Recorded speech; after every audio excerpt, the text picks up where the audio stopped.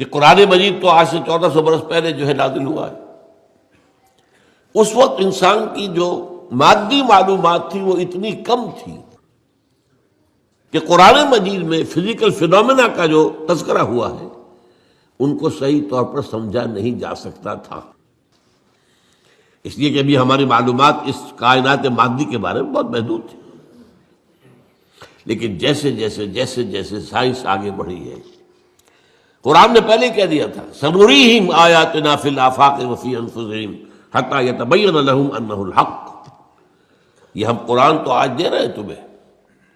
لیکن ہم اپنی آیات، نشانیاں آفاق اور انفس میں دکھائیں گے دکھائیں گے دکھائیں گے اور دکھائیں گے،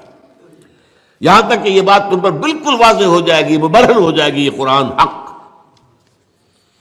تو جتنی سائنٹیفک ترقی ہوئی ہے